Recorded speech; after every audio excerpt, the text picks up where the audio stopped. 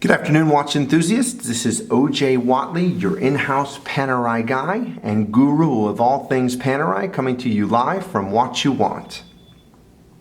Before we begin, just wanted to remind you that if you like our watch videos, please make sure to subscribe to our YouTube channel, What You Want Inc. Additionally, these watches and our entire inventory of watches can be viewed by going to our website, www.whatyouwant.com.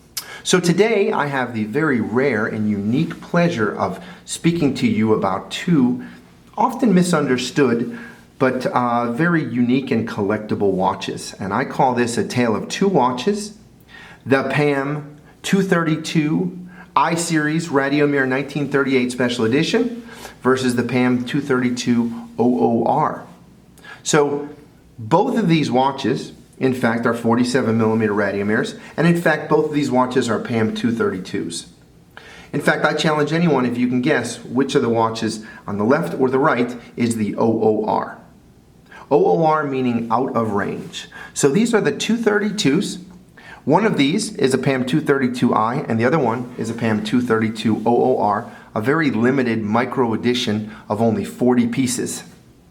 And again, I challenge you to identify which one is the OOR. In fact, you really can't, because for all intents and purposes, these watches are virtually identical. And that's certainly the meaning of OOR, is that in true Panerai fashion, the protocol, once a special edition watch has been released, is to essentially retire that PAM reference number. Sort of the same way a sports team retires the jersey of a revered player, for example, never to release that number to another player again.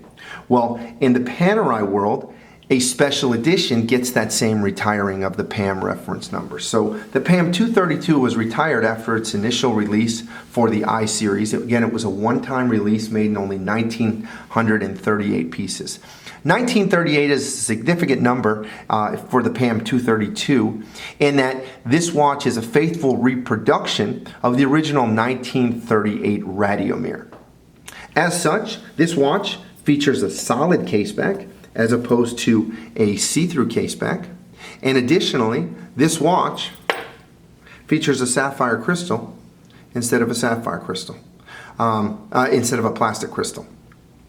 The thinking was that in 1938, the mil-spec requirements called for a watch that had a solid caseback that was able to be used in underwater and tactical situations, and that would have a crystal that was durable enough so that it would be resistant to bursting at great depths, as well would be a little more durable than a plexiglass crystal.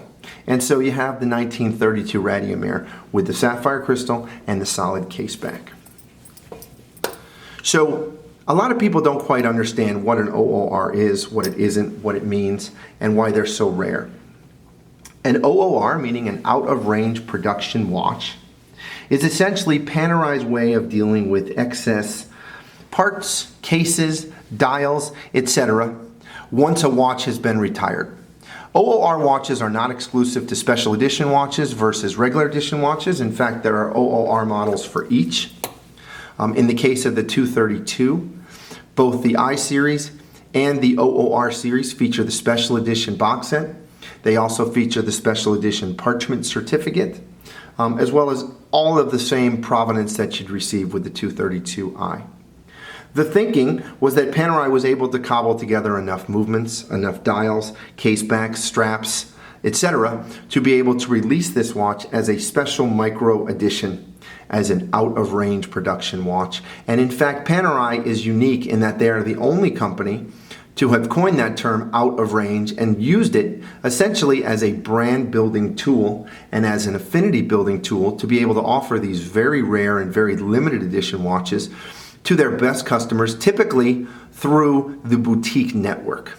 So the idea was to reward customers who purchase watches new directly from the boutique by giving them right of first refusal to purchase the OOR watches, because they were so infinitely more rare than the regular edition watches or the special edition watches. Again, 1,930 pieces versus a 40-piece regular edition, 40-piece micro edition, makes this OOR infinitely more rare than the 232i. As much as they're both identical watches, they both feature the almost brown, midnight black or almost midnight brown dial. They feature the 18-karat yellow gold hour and minute hands, the same movement, same case, same strap with the sewn-in buckle. Again, something that is sort of an homage or tribute to the original Panerai Radiomirs in that they feature the sewn-in buckle. So these watches don't come with any additional straps or anything like that. And again, this is a factory strap with the sewn-in buckle available pretty much exclusively for this Radiomir. This strap was not available on any other Radiomir other than the PAM 249, which is sort of the kissing cousin and the 1936 special edition to this. So in the case of an OOR, it's made in 40 pieces and essentially distributed through the Panerai boutique network. And then they offer these watches on a first-come, first-served basis, right of first refusal being given to their very best customers. Because again, they're buying something that traditionally can't really be bought through the traditional retailer networks. Panerai's done an amazing job of branding these OOR limited and micro edition pieces to their unique customers, to their loyal client bases, and as such, the secondary market has definitely placed a premium on these out-of-range watches. So both of these watches can be viewed by going to our website, www.whatyouwant.com. As well, please make sure if you like our videos to subscribe to our YouTube channel, What You Want Inc. Thank you so very much for your time today, and as always, wear your watches in the best of health. This is OJ Whatley live from What You Want, signing off. Have a great day.